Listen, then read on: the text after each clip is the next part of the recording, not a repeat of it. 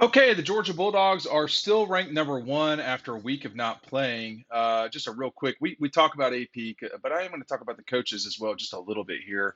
South Carolina, welcome to college football. By the way, Oregon and South Carolina, since getting defeated um, by I think it was 97-10 combined, they've not lost a game yet. So the only team besides Georgia that those two have lost to combined is Arkansas. South Carolina losing game two over at Arkansas. So Carolina, you know, there you go. But Georgia ranked number one in the AP poll, 31 first place votes. Ohio State with 18 first place votes. I think Ohio State looks really good, y'all. Tennessee scored a ton of points, 13 first place votes there at number three. Michigan was off this week. No first place for Michigan votes. Clemson's at five. Someone voted Clemson number one this week. So I don't know. I don't know what you're supposed to say about that. Alabama at six, TCU at seven, Oregon at eight. They should be number five. Oklahoma State at nine, USC and Wake are tied at 10. I don't know how you handle the rest of that. The Rebels at 15. Excuse me, LSU at 18. LSU is certainly playing much better. Have a week off before Alabama. And then Kentucky at 19 and South Carolina Gamecocks. Your fighting chickens are at 25 uh, coming in at the bottom of the rankings, but they are ranked. For Georgia, I think the big thing here is, you've got a huge game with the Gators coming up. This is the pivotal game of the year. If you handle business the way you're supposed to, you're going to get the job done. You're going to be headed towards a huge matchup with the Vols. This is the time of year where you get big games. And that's just what it is, y'all. I mean, there's really no other way around it. But it's that time of year. I think Georgia staying at one is correct. I think that I do think Ohio State uh, is worthy of a discussion of being number one. I don't think it's out of the conversation to have that discussion about Tennessee either. But at the end of the day, um, Georgia has beaten everybody they played by 17 plus points, with the exception of Missouri. We've seen Tennessee win in overtime and beat Florida by five. Ohio State, this is why, I think to me, Ohio State should still be in the discussion for being number one. Ohio State's only real blemish, if you want to call it that, is a season opening fight with Notre Dame in prime time. I don't think there's anything wrong with that. Hey, speaking of which, there's nothing wrong with checking out the DoorDash app, which is down below for a limited time. Our listeners can get 50% off of a $20 value, $0 in delivery fees when you download the DoorDash app. It's right down below, and enter the code DAWG, DAWG. Do not forget the code DAWG, DAWG. That's 50% off a $20 value, $0 in delivery fees when you download the DoorDash app.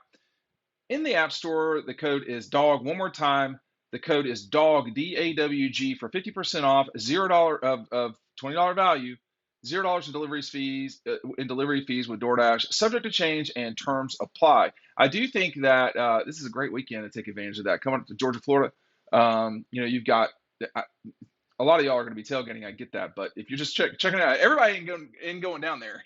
There's only about 40,000 people that go to that are Georgia fans to inside the game. So if you're checking it out at home, I would take advantage of Georgia. It's got a lot of local restaurants on there in Athens, Atlanta, Gwinnett, wherever, Macon, and even small towns actually. So nonetheless, I think when you sit there and look at the rankings, what makes the least sense? Well, first of all, anyone voting Clemson number one after this past week, I mean, Clemson people don't buy that. So I don't know what you're doing, who you are. Secondly, again, I would have Oregon at minimum as the best one-loss team. Um, and let me go on my rant here. And I've never been an AP voter. I've been a Heisman voter. Been a Blitnikoff voter. Other voters, but I've never voted in the AP poll. I'm not a member of a newspaper, so that's part of it. I guess that's the easiest way to get on there. But what happens here is folks don't watch the games. I mean, I know people that vote in this poll, and I'm not specifically talking about them. I see reporters. These guys are not watching these games. They just don't. Now, part of my job is watching football games, and you know, I'm not a coach. I don't have a staff with me. It's just me. and I don't know enough about football to be an expert. But I do know that what is going on here is that if you've not lost, you get bumped up.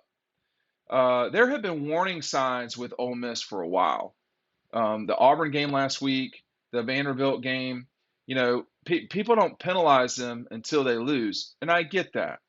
And I do think you get one mulligan. I don't know that you get two or three, but you get one. Anybody that's watched Oregon, there's no way you can say Texas Christian is better than them. Unless you just watch the Georgia game and that's it. I mean, when you compare those two teams, and they're both ranked right on top of each other. This is not the biggest, you know, catastrophe in man known to man in history. We're just talking about these two things, okay? But when you look at Texas Christian, a win over to Oklahoma, who is not good, a win over Kansas, which, let's be honest, that was a fun story. Kansas is now 5-3, and they're seventh in the Big 12. So let's relax. The win over Oklahoma State, yes, that's a great win, and I think the win over Kansas State last night, even though there was no quarterback, I get that, but watch Oregon play. Watch them, and when you do, you're like the first week they scored 70, which is the week after Georgia. I was like, okay, then I think I was very clear on here. That BYU game is big. They won it by 3 touchdowns. Now they saved themselves against Washington State, which everybody gets a chance to do.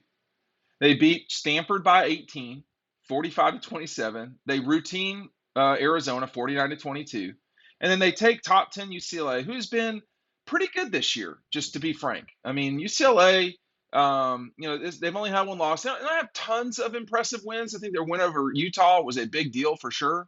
Win over UW maybe, but they really struggled with South Alabama winning that game by a point. But maybe that was their mulligan. I don't know. But when you watch Oregon play, they score constantly, and they are going to throttle California this coming week. I mean, that is going to be nasty, and that's what you do to teams that are not good. Well, when you look at, for the most part, when you look at Georgia, when you look at Ohio State, when you look at what these teams are doing, they're thrashing people. Okay, you have your one gimme game, but look at Ohio State, non-gimme, mulligan game, 45-12, 77-21, 52-21, 49-10, 49-20, 54-10. Or Georgia, 49-3, 33-0, 48-7, 39-22, 42-10, 55-0.